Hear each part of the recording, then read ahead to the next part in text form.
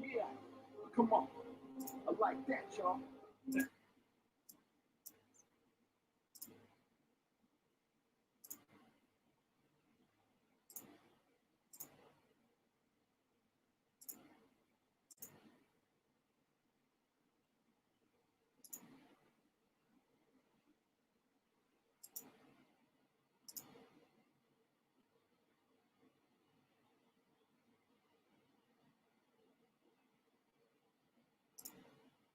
Come on.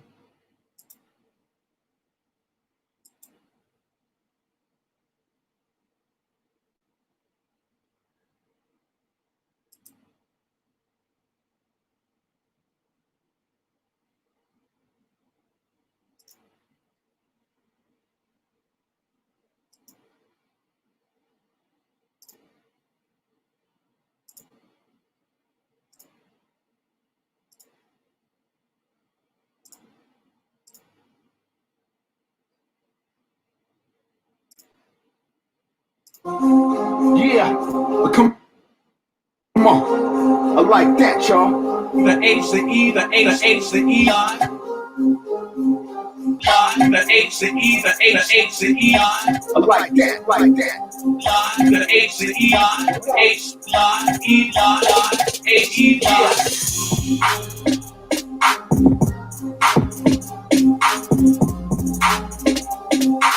yeah, yeah.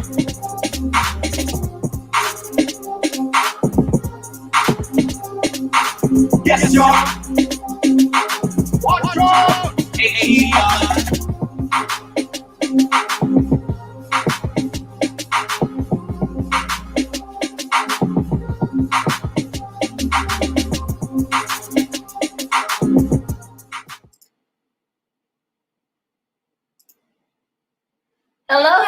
Hello, everyone, and welcome to our L.I.V.E Summer Series. We're so excited to have you here with us tonight. I'm going to bring in my team coming to you from across the map. I am Isis Span coming to you from Charleston, South Carolina.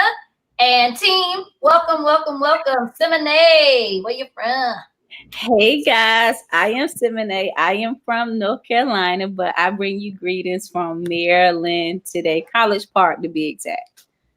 All right. Welcome, everyone. Thank you for joining us this evening. My name is Keishla Wiley, and I am coming from Dallas, Texas, a little suburb called DeSoto, Texas. But welcome, and thank you guys for joining us this evening. Good evening, everybody. Hi, I'm Lavetta Levels. I'm coming from Oakville, Texas, which is a little small town outside of Dallas, Texas as well. So welcome tonight. We're so glad to have you. You're in store for a wonderful treat. Today, we have an awesome, amazing speaker. Our speaker tonight is Dr. Marla Dean. She's phenomenal. I'm going to tell you a little bit about Dr. Dean, then she's going to come in because we want to make sure that she has all the time that she needs. We want to know, all of you that are here, go ahead and make sure that you tell us where you're watching from. Are you from Texas, Pennsylvania, New Mexico? Last time we had someone, so many different states. So we'll go ahead and represent your state in the comments. If you're on Facebook, you're on Twitter, Periscope, wherever you are, go ahead and let us know where, what area, what town, what city you're repping. So we're excited that you're here. We want to welcome the teachers and educators and parents, elected officials, all of you here to our L.I.V.E series. Again, tonight's speaker is Dr. Marla Dean. Dr. Dean is a native Detroiter. Since 2007, she's lived in the metropolitan Washington, D.C. area, where she's been there, where she's had over 30 years of teaching and administration experience. She's had some experience with leadership in the District of Columbia, in Maryland, Michigan, and Virginia. She's been a leader. She's two-generational and whole child approaches.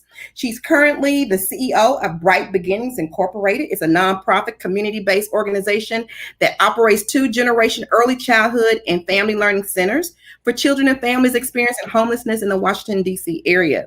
Marla believes in educating the whole child with excellence and equity by ensuring each and every child is healthy, safe, engaged, and supported and challenged.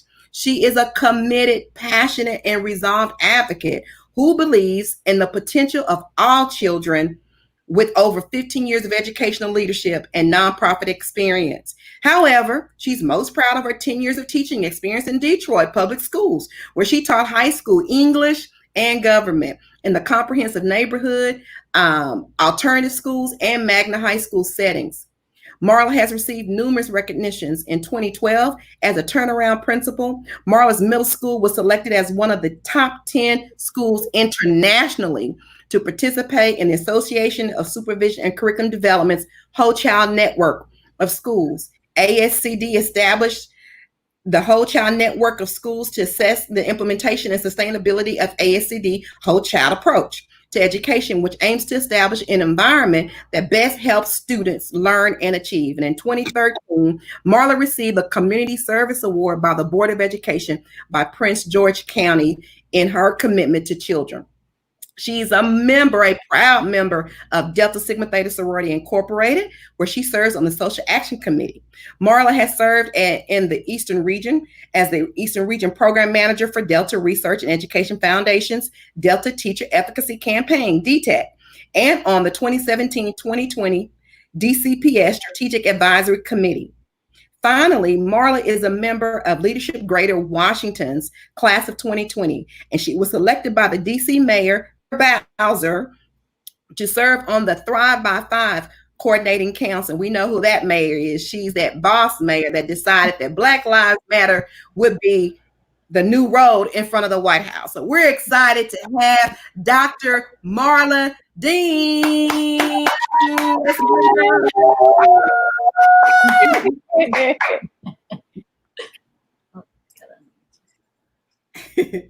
Hi, Dr. Dean. Welcome to L.I.V.E. How are you tonight?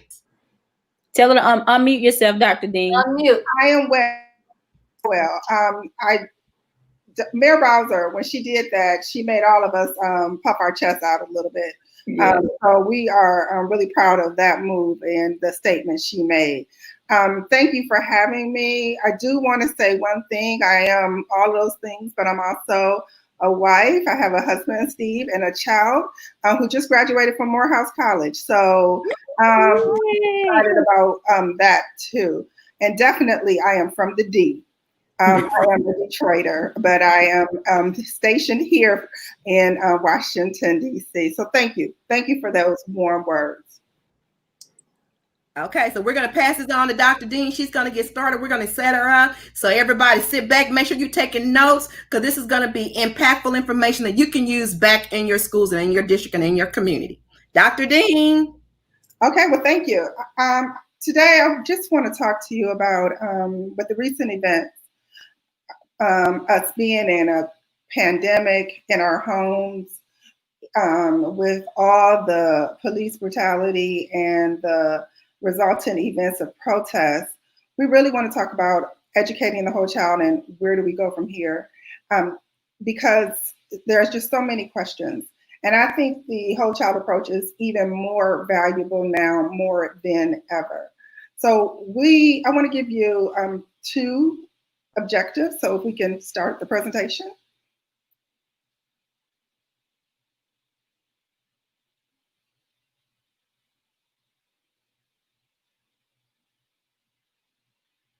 Okay, if we can move on to the next slide.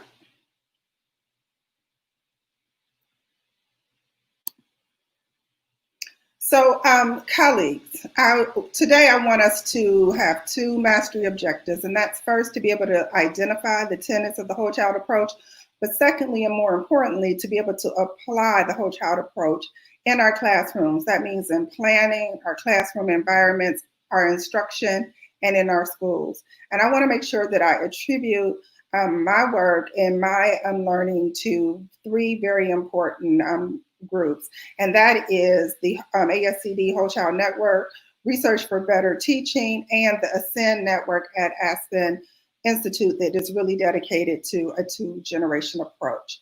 As we continue on to the essential question, the question I have now is, what do skillful leaders, teachers and leaders believe, know, and do individually and collectively to promote the learning and achievement of each and every student? You can move to the next slide.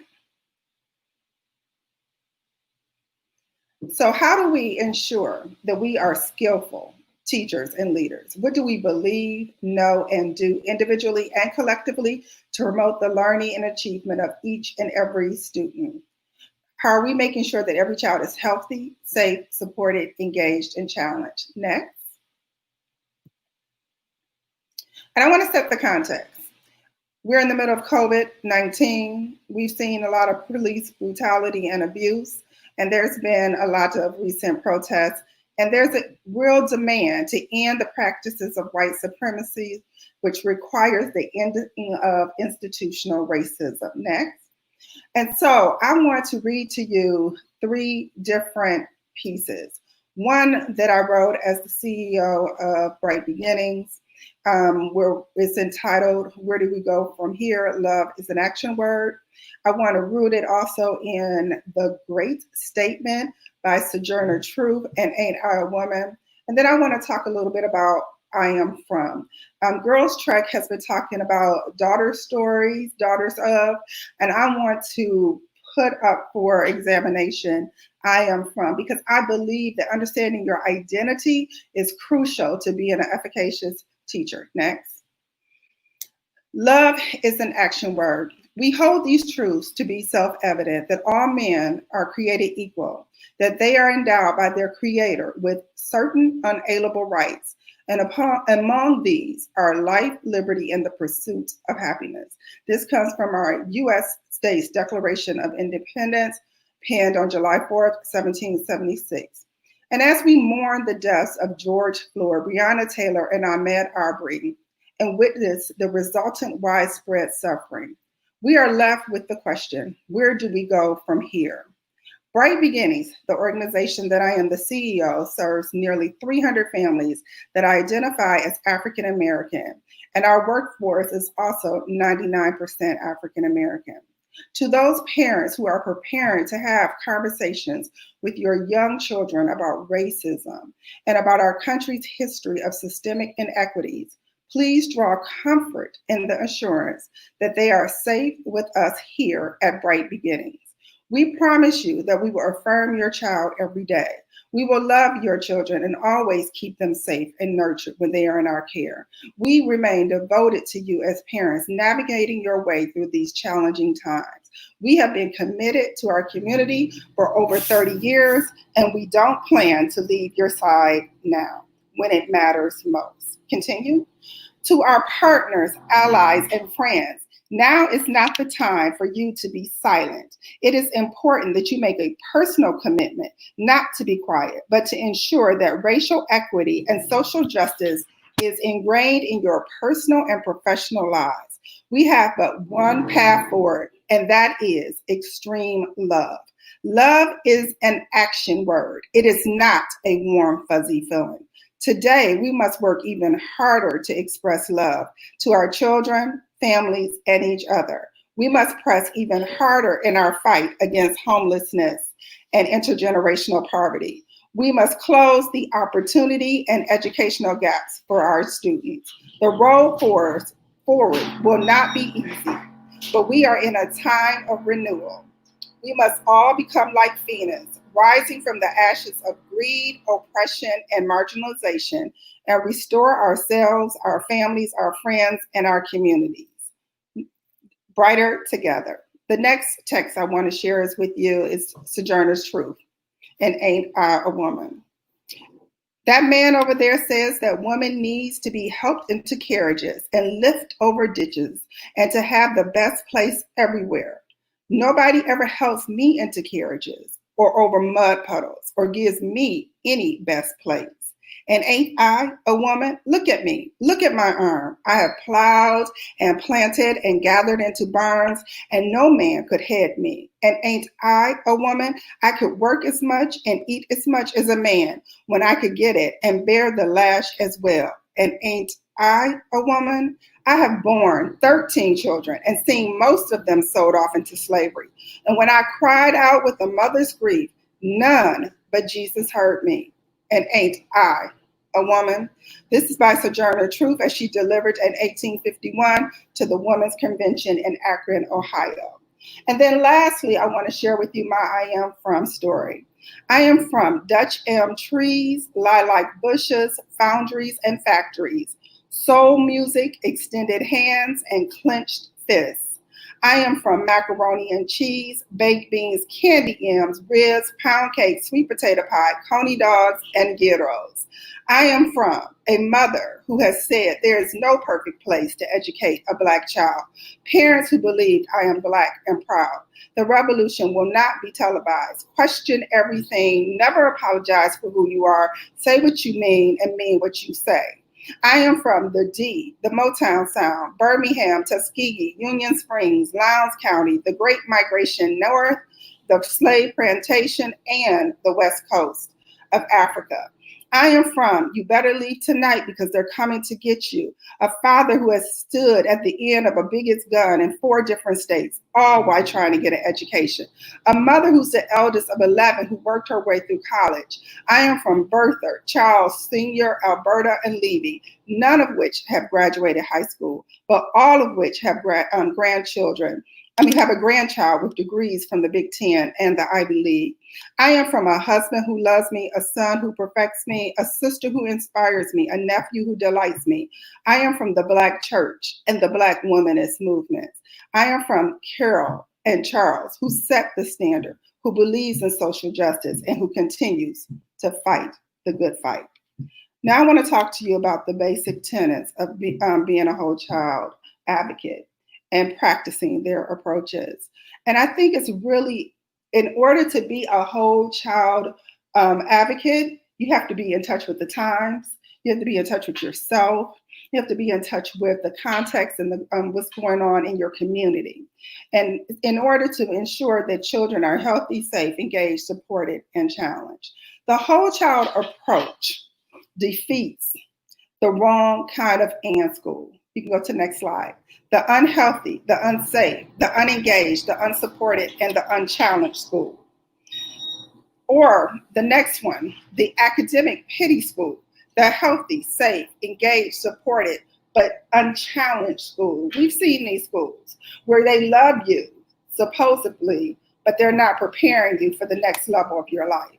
The next slide. Or the rigor above all else school, the unhealthy, the unsafe, the unengaged, the unsupported, but challenging school. This is the one that says, you know what? We're going to make sure every kid goes to Ivy League or whatever school they think is really important in their own state, and they will do it by hook, by crook, but they do not care who is left on the sidelines in the process. Or if you, the next one is the if at first you don't succeed, do the same thing longer school. This is the school that has a deficit mindset that believes that the only way that you can support children to getting to the next level is to take away field trips, take away art, take away recess, and only increase interventions, double the math, double the reading. We don't believe in the strength of our children. So it's time for us to close the believing and doing gap. Please move to the next slide. And so this is the moment to make that decision.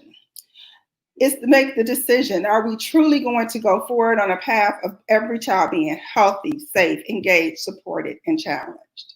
So when I was a turnaround principal, one of the things when you are given, next slide, you are given the mandate to raise test scores. You have to do it fast and you have to do it in leaps and bounds. But I just did not believe that that was really what we needed for children who we call school dependent children, children who were depending on schools to advocate in their best interests. And so what we decided to do as a staff is to come up with 10 belief statements. And we took those 10 belief statements and they undergirded every decision we made. Every decision had to check back to one of these statements. So our belief statement said things like, every child deserves to go to a healthy, safe, engaging, supportive, and challenging environment. Teaching school-dependent children is hard but rewarding work that requires a growth mindset, grit, perseverance, resiliency. Education is a civil right supported through a collective commitment to social justice and equity.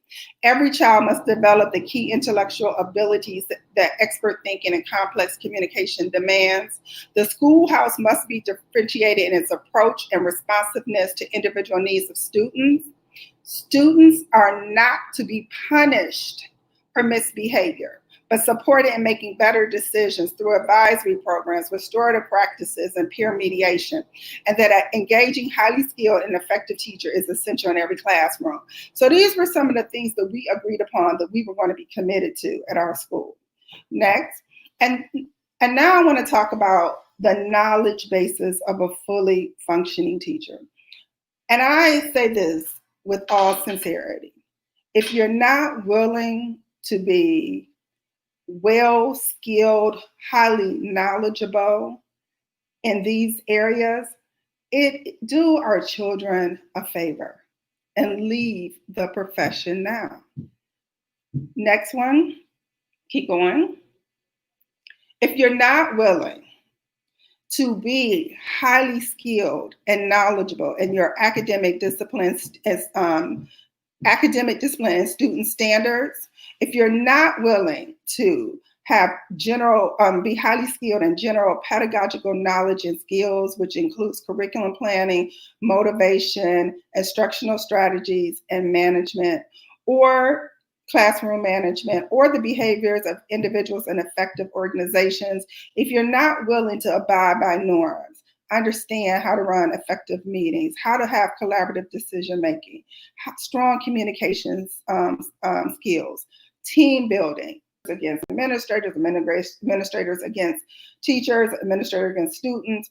If you're not willing to develop deep content-specific pedagogy in your methods, your materials, your examples, understanding the widely held misconceptions of your particular content area, understand the analogies that must be taught to help students transfer their new and novel knowledge their newly acquired knowledge to a new and novel situation, and be able to tell the stories, the context of your particular knowledge area, to connect those stories to their cultural context, then you are not a truly high-functioning teacher. If you're not willing to engage and involve parents and guardians and know that they are indeed the first teachers of children and respect that role, then you're not a fully functioning teacher. And if you're not willing to understand children and their differences, their cognitive differences, their affective differences, their cultural differences, their personal experiences, their learning and thinking styles, then you are not a highly functioning teacher. And that's okay if you don't have all this right now. But if you're unwilling to do this deep work, then it's not okay to do that and impede and hurt the lives of our children. So leave the profession now.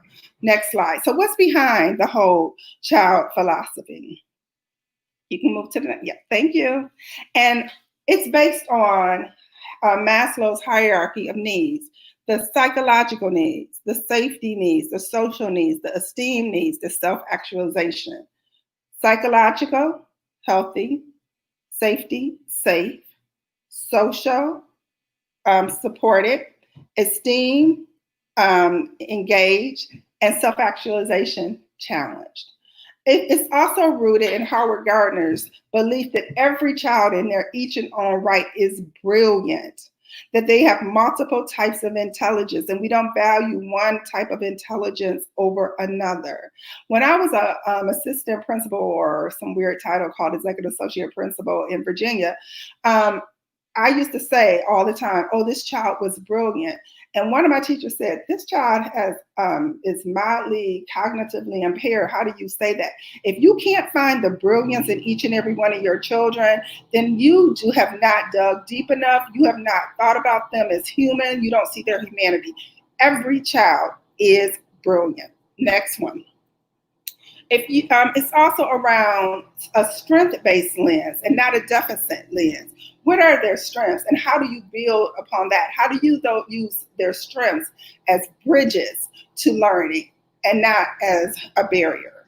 Next one. How do you motivate them? What are they motivated by? Are they motivated by power, independence, curiosity, acceptance, order, honor, idealism, social contact, family, vengeance? Some kids are motivated by vengeance, and you can harness that. Romance, physical activity, tranquility. Some kids want peace. How do you provide that in your classroom and harness what motivates them? These are all the things that undergirds a whole child philosophy. So let's talk specifically at this time about each one of the tenets and what it looks like in practice. A whole child school understands, the school leaders understand that physical education, art, music, and dance classes are just as important as math, science, English, and social studies and language, world languages. It has food access programs, including to providing food over the weekends, and it uses community partnerships to provide complete wraparound services. So at Bright Beginnings, since we serve children and families experiencing homelessness, we work with our children and families in 17 different areas. Everything from housing to food to medical to income to family service, legal services, all kinds of things. And no, you can't be everything at the schoolhouse, but you can have those type of strong partnerships to really support not only the child, but their families, because we believe that parents are indeed a child's best teacher. Teachers, you spend the beginning of the year not just going to the content. You don't teach content, you teach children. And that's at every level, even at the secondary level. So you spend the beginning of the year getting to know your students, using your relations, developing relationships so you can use those and leverage those later on in the year to motivate them. Developing relationships between children so that they can motivate each other, so you can step back out of the way. Create a psychologically healthy classroom environment and avoid the use of sarcasm. Please, teachers, sarcasm does not have any appropriate role in the classroom. And I know that some people will say it's part of certain cultures. It hurts children. Children should never be the butt of any joke in the classroom, especially coming from the power position of the teacher. Next slide, please. Safe. School leaders, you want social workers, psychologists, therapeutic services. And in this day and age, we have to just say, we're going to remove police out of our schools. We can no longer have that trigger in our school. We have to look for other ways to connect and to ensure that our schools are safe. Because just because a school is less violent doesn't mean that it's a safe environment. We need to review and analyze your school discipline policies and track outcomes for race and gender. Teachers, you need to understand the difference between giving feedback and grading. Oftentimes, when you assign a grade to an assignment, you actually shut down learning and they won't even look at the feedback. You need to know that grades will, you have to stop using grades as a weapon.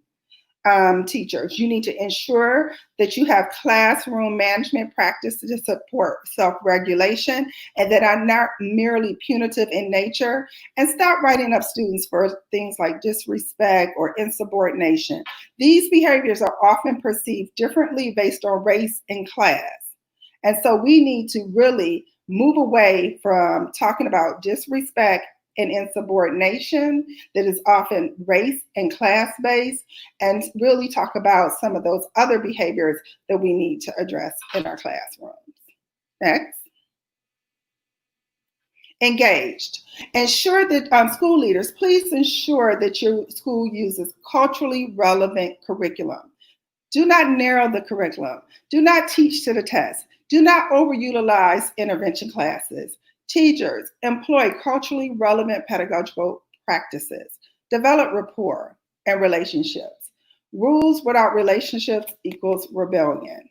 So you must develop relationships with your students. Know and understand your own identity. That is the only way that you can know and understand the identities of your children.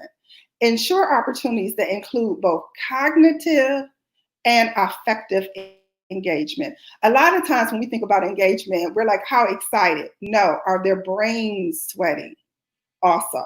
Are they making new connections to their prior knowledge? Are they making meaning with what they're learning? And then finally, well, not finally, the next one, supported. School leaders, pay attention to the health, to teacher health and wellness. This is a hard profession. I would dare say it's the hardest profession on earth. Everyone found that out during COVID. Parents were losing it. They were like, oh my God, I don't ever want to do this again. So please, let's respect the health and wellness of teachers.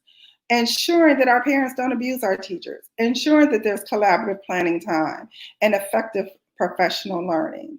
Teachers, have high standards and expectations rooted in the 3 key messages. What we are doing is important. You can do this. I will not give up on you. Teachers, we need to eliminate the hidden curriculum by the use of criteria for successes and rubrics. Children should not be trying to figure out what you have in your brain. Make it clear and plain to them so they can reach the goal that you have set before them. Next one, our final one, challenge. School leaders, use a strength-based lens and not a deficit-based lens.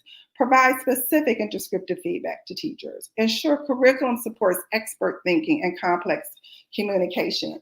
We live in a world now where routine practices are just not going to be supported in our economy.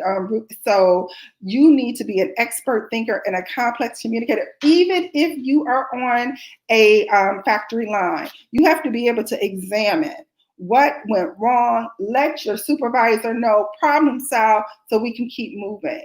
So in every job today is calling for expert thinking and complex communication. The curriculum must not be drill and kill. It must support expert thinking and complex communication. Track performance and assessment data and curriculum offerings across ability, race, class, and gender groups. If any one type of kid is in one type of classroom, you know that you don't have a whole child school. Teachers, use a strength-based lens, not a deficit-based lens. Understand learning theory, knowledge acquisition, making meaning, transfer to a new or novel situation. Ensure homework serves either as a reinforcement or an opportunity to extend learning, but never busy work. And In order to sustain this practice, you have to move away from not just being a whole child school, but a whole family, a whole community school.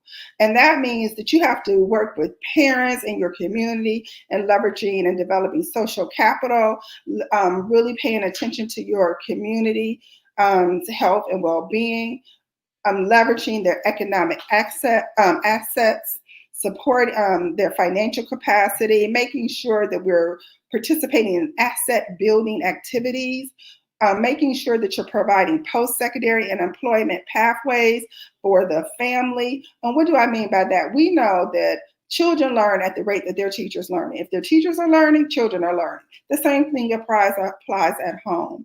If parents are learning, if the community's learning, children are learning. So we want to support that. And then we want to support early childhood in our communities. We know so much happens in the first 5 years of life.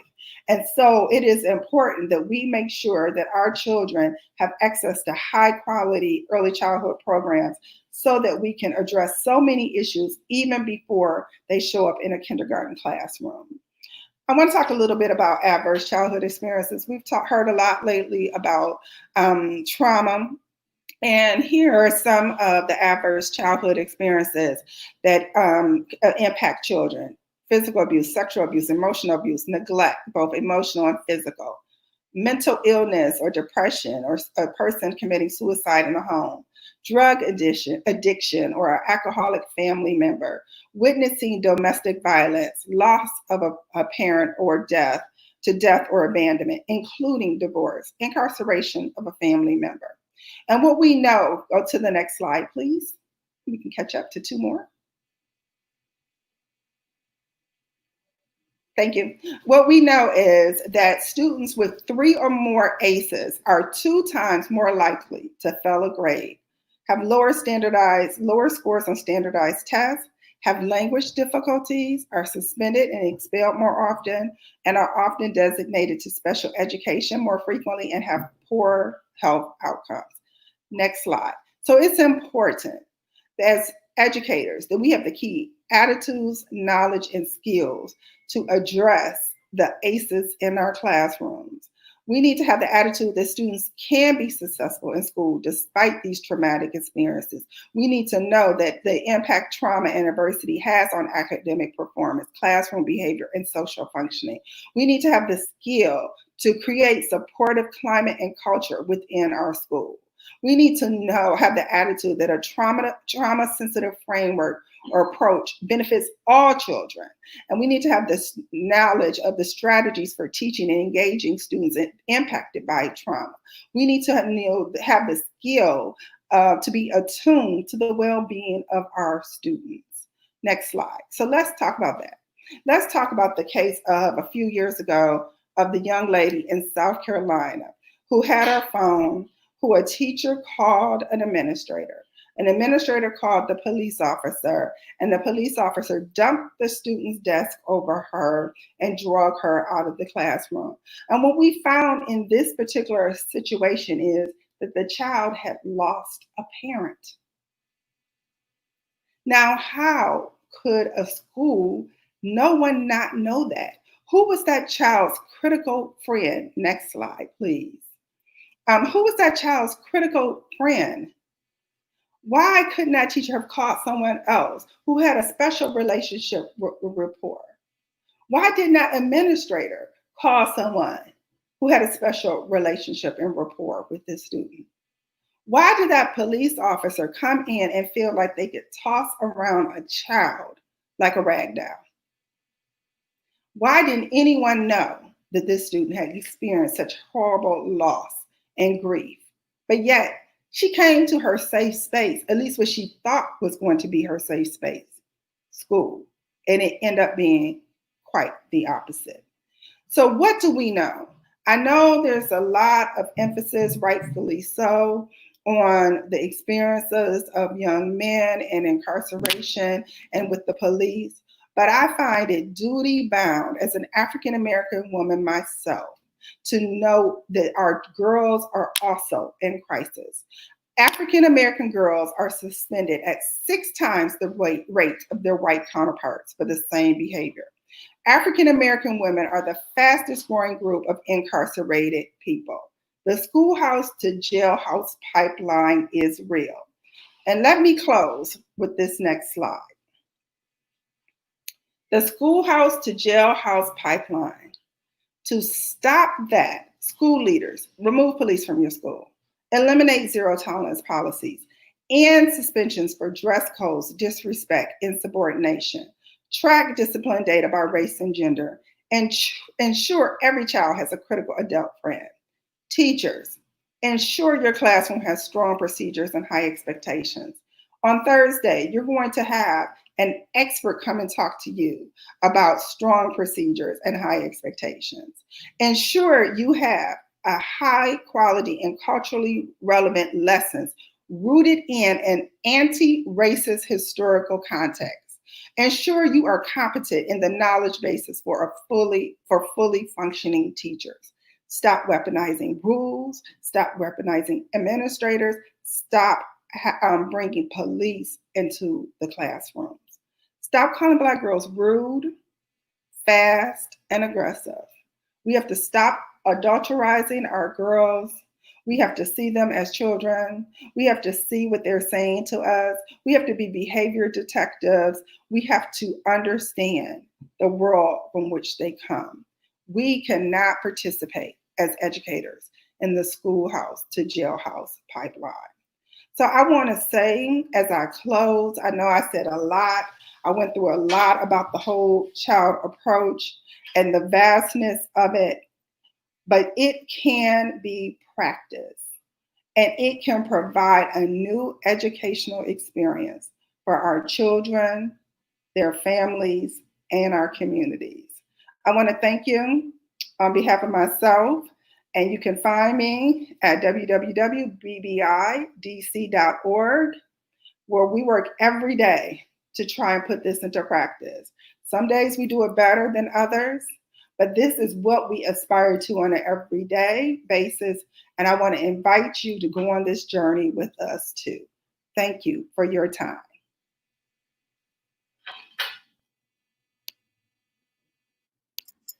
Thank you so much, Dr. Dean. It was, let me tell you, it was tough to click you through because I was really trying to take notes and soak it all in. And I cannot wait to watch this replay 4 or 5 times because it just put a lot of things back into perspective for me. You have tons and tons of comments. I didn't want to put them on the screen because I didn't want to block what you were reading, but they're going all in, right? They're talking about the engagement, the advocacy, really making sure that we're pouring into our students, into our families. I never really thought about just how important it is to make sure that the family is whole. And I really started thinking about it now, and just when you put it into those words of just the trauma that they go through and the things that they experience as 4 and 5-year-olds, right? And we expect them to come into the classroom and just be all in and completely engaged. So I thank you so much for delivering this message, especially to the educators out there. And prayerfully, we look at our children in a different lens and look at our families in a different lens as we move into the fall and the summer learning and teaching that we'll be doing. So thank you so much, so much for this. And Keishla, I'm going to bring her back in so we can take some questions and move into our Q&A time.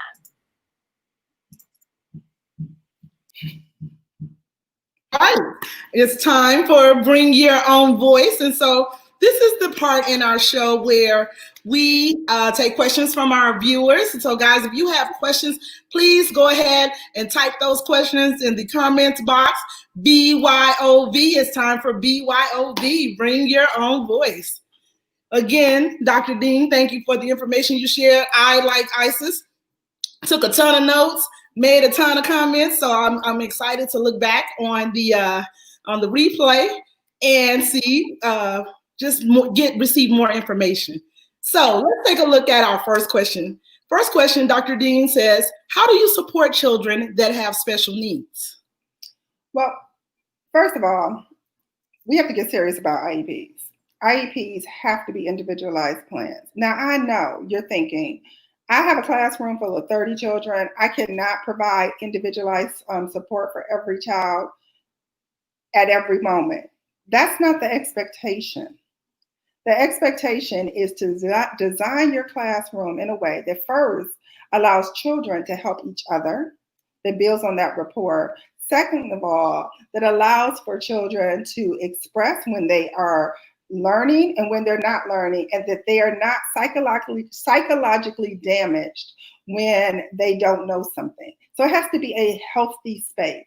And then you just need strong procedures, groups, ways of having children work independently so that you can pull a couple of children to work with you. And don't always pull the children who are having the most difficulty. Pull some superstars, as we call them in our classroom, pull them to extend their learning so that no one feels singled out, so that everyone understands the support is a part of what you do for every child, not just the children with special needs.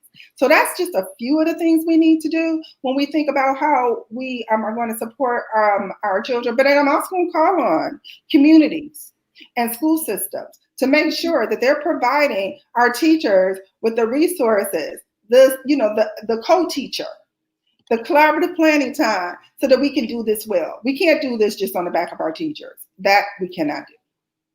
Absolutely, absolutely. And so when you think about, and you said provide a plan, make sure that we're pulling those students individually, how would that look, or how would that translate within our current situation? Like, how could that translate for our parents that are now having to become teachers at home, and maybe perhaps they have students with special needs at home? So how would that look for them?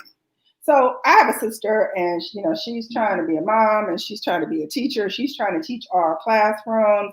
And there are, first of all, you can't teach our content area. It's too much. It's overwhelming.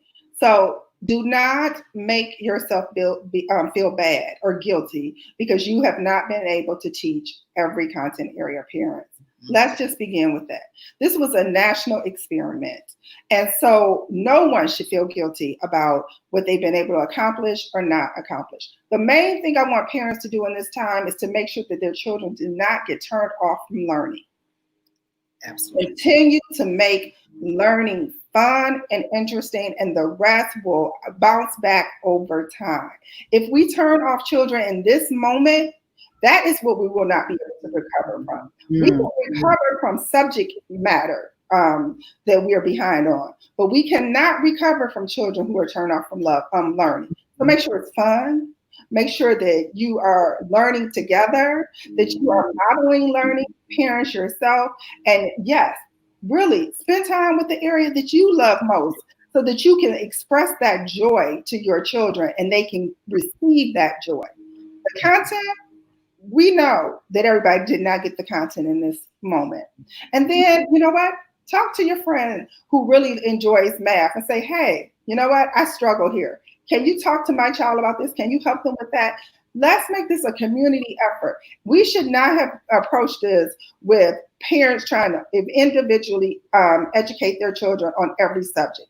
We have to build communities of practice among our parents so that we can support each other through this process. But more than everything, more than anything, make sure that your children enjoy learning, that they don't come out of this process that has been highly traumatizing, often isolating, feeling like school is not something they enjoy anymore.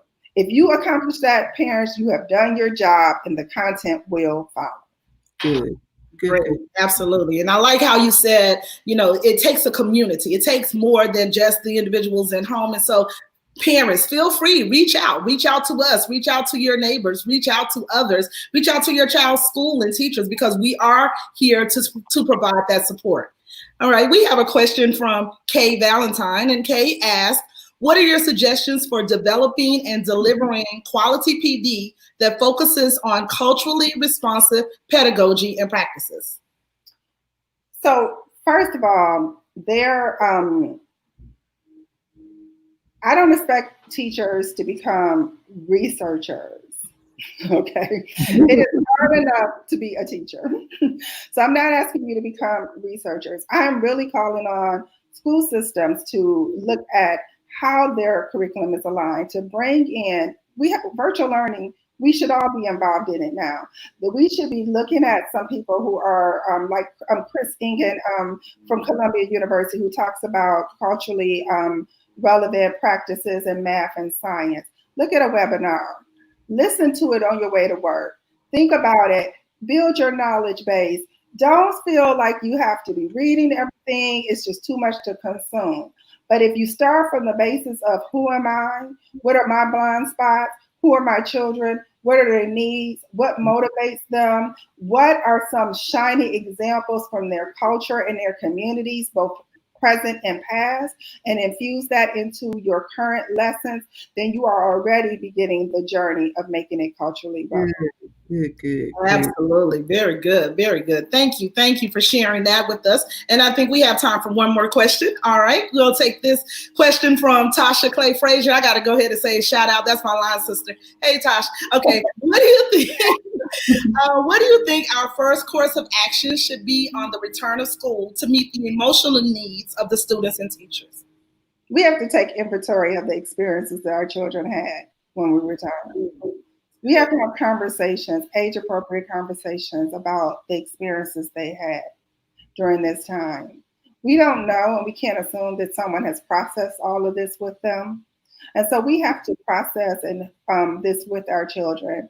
We have to make sure that we are addressing that emotional, that need of safety, that health need first, before we even begin the process of going back to content. So if you start the first day with the syllabus, you are starting wrong. You are starting the first day talking about building community, and how that is how you start a school year. And you need to do that even more so, not just the first day. Yes. When I was a teacher in Detroit, the first week, we didn't even go inside. I went outside. We did all these team building exercises. We talked about our dreams. We spread out across the field like it was the globe, the whole earth. Where do you want to be right now? And tell me why. Why do you want to be in South Africa? Why do you want to be in Greece? We spread across the whole, we talked about dreams. We have to make sure our children have dreams, that they're tapped into those dreams, and that we have built community, which means building safety, long before we ease back into content. If we don't do that, we are doing a disservice to them, and we're furthering any damage to them. So that's where you start. Start there. Do not start with content. Build community. It is essential. Absolutely. And you said start with inventory and conversations. So critical, so important. A lot of times we just want to jump right in and get to the meat of things, but sometimes we have to peel back some things in order to before we get to the meat of that. So thank you for sharing that point. I think we have time. This is such a great discussion. So I really would like to ask No, it's so good. give me 1 second and let's see, can I get this question pulled up? Just a moment. Let's see. While you're pulling it up, I want to encourage educators to go slow first so they can go fast. Go slow, be intentional, build that community, because if you do that, you will be able to leverage and go faster throughout the year. If you have to go back and always regroup and re-heal, then you don't really get that far. So go slow, build community, then you're able to go fast with the curriculum. Absolutely. Yes, very good step. So our last question says, what are the best practices for educators as they virtually support the whole child concept? So the best thing that I would say is, again, tap into the multiple intelligence of your children, not just the content. Look for music, dance, leverage that in learning, leverage physical activity. People have been at home. Use that to support your content. And also, in a virtual way, use a community. Do not think you have to be the expert in everything. Use some of those open source websites. Make sure that you're talking to fellow parents and you're saying, let's share this load. Again, take away the guilt. Take away the guilt, because we pass on guilt and anxiety to our children. So let's take away that so that we can be whole, so that we can have healthy and whole children. Check in, take away the guilt. Very good, very good. Now, I will be amiss. I know I said that was the last question last time, but it wasn't. The discussion is just so phenomenal, Dr. Dean. And so, again, the information that all of us can use as educators and as parents, just as people. So we do have one more question. It is concerning restorative practices, and I'm trying to get the wording correct. So we're going to talk a little bit about, but as that question is coming up, can you talk to us just a little bit about what you mentioned? Oh, here it is. How do you suggest introducing restorative discipline practices in a school, still following traditional practices? So I would suggest that you don't start with restorative practices, starting with discipline. Right. Start with just having circles. Yes. Building communities. Circle around ideals, around issues. Build community. Make that a practice in your school, that you discuss things, that you think through things, and then you can take it to a conflict situation. Don't start with conflict first and try and implement restorative practices.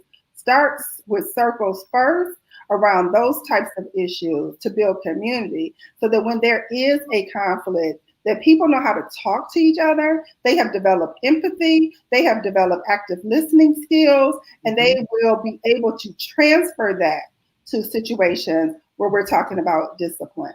So let's not start with the hardest situation first. Let's start with one where we can all buy into, and then use that knowledge acquisition. Help children. The same way everybody learns anything is you have to give new knowledge, make meaning, and then apply it to a new novel situation. So the new knowledge is, what is a circle and why do we use it? How do we make meaning in circles with each other? How do we build upon and learn interdependence with each other? And then you can move it to a new or novel situation, which is the disciplinary situation where you actually have conflict.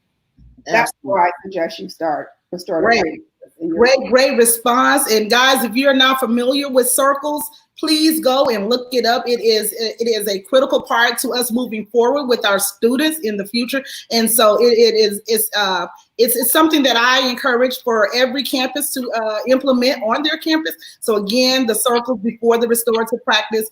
Thank you, Dr. Dean. Thank you, Dr. Dean. At this time, I'm going to turn it over to Simone. Thank you. Dr. Dean, we have been highly educated and blessed. And personally, I was telling the ladies that I want to be a better teacher, that this has provoked me to be a better teacher. So thank you so much. We want to present you with a certificate of appreciation for participating in the L.I.V.E summer program. You have truly, I can speak personally, you've impacted my life tonight. So thank you so much for sharing your expertise. Thank you so much for sharing your knowledge. And we greatly appreciate everything that you shared with us tonight. Thank you. Very humbling. Thank you. You're welcome. Thank you guys so much. Again, Dr. Marla Dean, I have learned just as much as anyone that's watching and listening tonight. And it was a refresher for a lot of us, just giving us the extra time to reflect on ourselves and what we do as educators, what I even do as a parent, just thinking about, the different energy and the vibes that I give off to my children that then have to go and learn. So it was just a wealth of knowledge. Thank you so much again.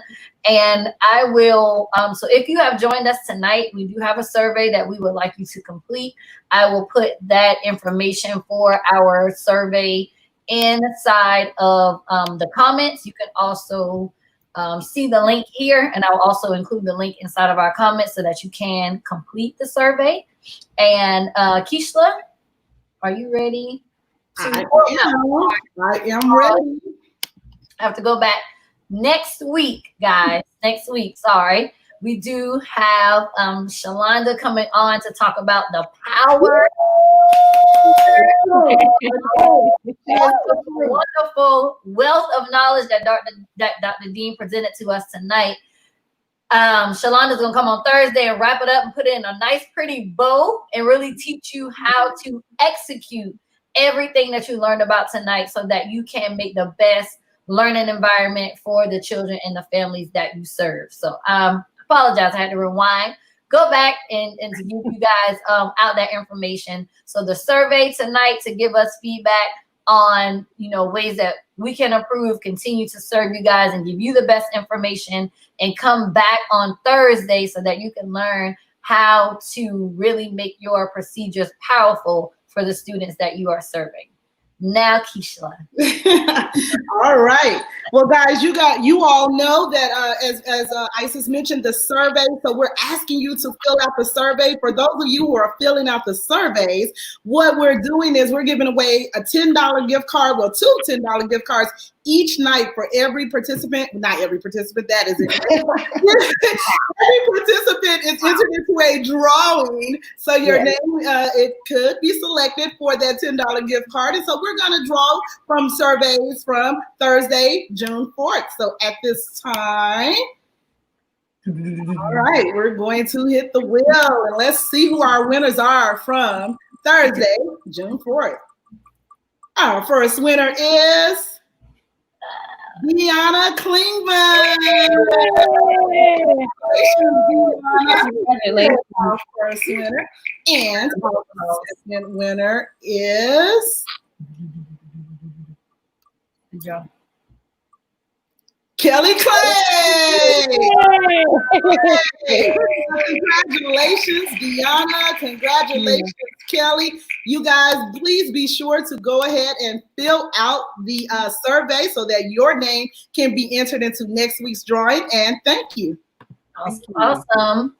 Hi, everyone. We want to thank Dr. Dean again for being a phenomenal speaker. She continues to share knowledge and wisdom. And what, you know, a fun fact about Dr. Dean is my cousin.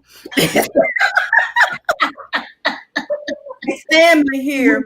And so I've had the privilege to work behind her, aside her, underneath her. She's an amazing educator and administrator, and I'm just privileged to call her my friend because she's the person that if you have a question about something, I don't care who you are. If you're a teacher, contact Dr. Dean. She doesn't mind helping you. So if you feel like you have a connection, you want more information, like she said, go to her website and contact her. She's the kind of an educator that she loves children so much that she's willing to help you to make sure that your children are taken care of no matter where you are in the country. So shout out to everybody from Vegas to LA to Detroit to Texas. We see everybody everywhere. So shout out to everybody. We see you. We're going to close now. Remember, on Thursday, we are back here Thursday night, same time with Miss Shalonda Soroyer.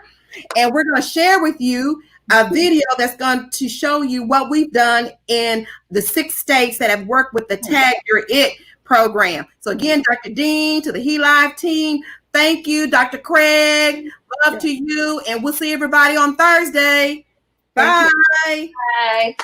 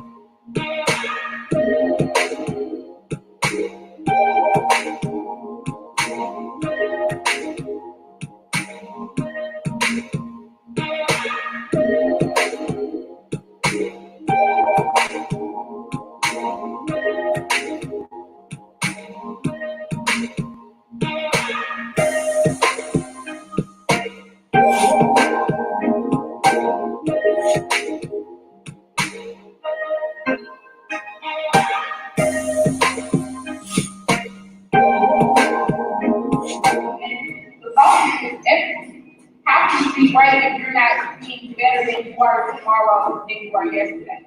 So let's be pause off. Just to be better, be comfortable, knowledge, comfortable, aware.